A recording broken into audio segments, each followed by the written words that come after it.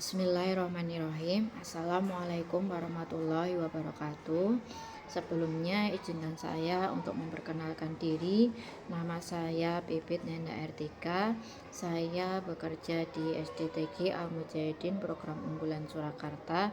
Saya adalah peserta CGP Angkatan 9. Pada kesempatan kali ini, izinkan saya berbagi sedikit hal terkait dengan apa intisari dari pemikiran Ki Hajar Dewantara dan juga bagaimana saya memandang diri saya sebagai pembelajar atau guru dan sebagai pembelajar atau murid jika dikaitkan dengan pemikiran Ki Hajar Dewantara.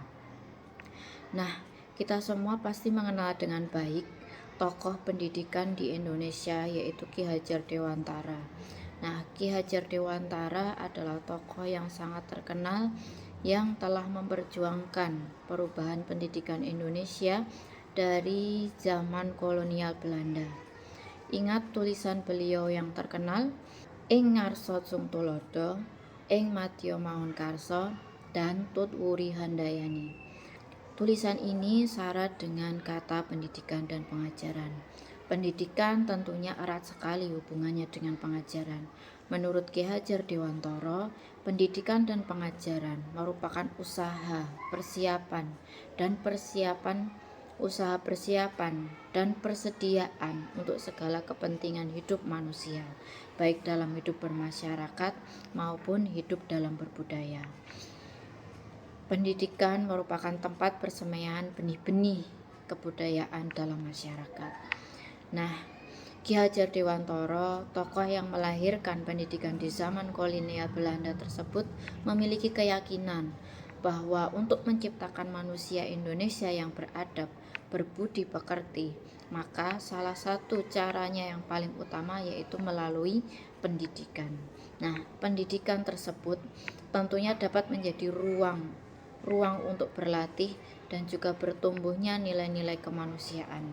Pengajaran dan pendidikan yang berguna untuk berkehidupan bersama adalah memerdekakan manusia sebagai bagian dari persatuan.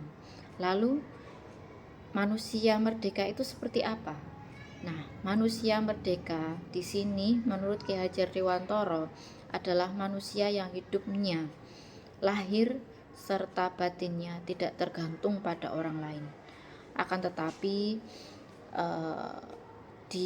manusia tersebut bersandar pada kekuatannya sendiri. Nah, di sini pendidikan menciptakan ruang bagi murid untuk bisa bertumbuh secara utuh agar mampu murid tersebut atau anak tersebut memuliakan dirinya dan orang lain, dalam artian memerdekakan diri secara batin dan juga bisa menjadi mandiri atau merdeka secara lahir. Nah, tentunya kekuatan diri atau kodrat yang dimiliki akan menuntun murid menjadi cakap dalam mengatur hidupnya dengan tanpa bantuan dari atau dengan tanpa terperintah dari orang lain. Lalu, bagaimana dengan arti kata menuntun tadi? Nah, yang dimaksud menuntun di sini berdasarkan pemikiran Ki Hajar Dewantara adalah kita sebagai pembelajar atau sebagai guru harapannya bisa menuntun segala kodrat yang ada pada anak-anak didik kita agar mereka dapat mencapai keselamatan dan juga kebahagiaan yang setinggi-tingginya, baik sebagai manusia maupun sebagai makhluk sosial, yaitu bagian dari anggota masyarakat. Seperti yang dicontohkan beliau, Ki Hajar Dewantara, kita sebagai pendidik atau guru itu adalah petani, sedang anak-anak kita adalah benih-benih yang akan kita tanam. Permisalkan, anak-anak kita adalah benih-benih jagung yang akan kita tanam.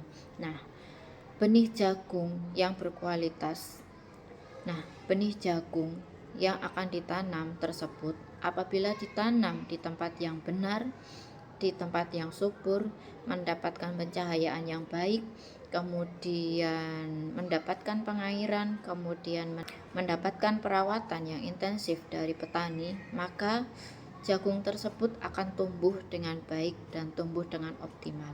Demikian pula sebaliknya, meskipun kita memiliki benih jagung yang berkualitas, apabila petani tersebut tidak menanam di tempat yang subur, atau bisa kita misalkan ditanam di tempat yang gersang, kemudian tidak ada pengairan atau kurang pengairan, tidak ada cahaya, kemudian tidak dirawat dengan baik, maka biji jagung tersebut yang ditanam sekalipun dia berkualitas, maka tetap tidak akan tumbuh dengan optimal.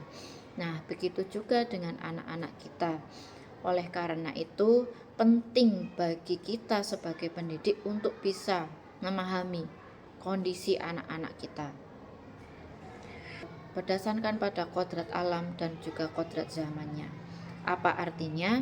Nah, kita sebagai pendidik harus bisa mendidik anak sesuai dengan kebutuhannya dan juga bakatnya. Artinya, cara anak belajar, cara anak berinteraksi itu tentunya berbeda.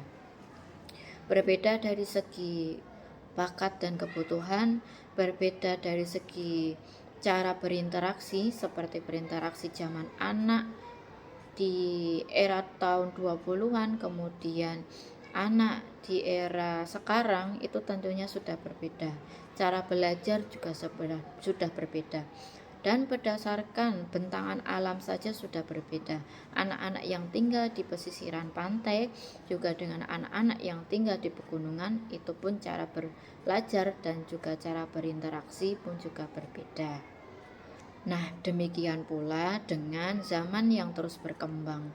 Zaman ini tentunya terus berkembang secara dinamis, sehingga akan tentu mempengaruhi kita sebagai pendidik, bagaimana caranya menuntun para murid dalam belajar.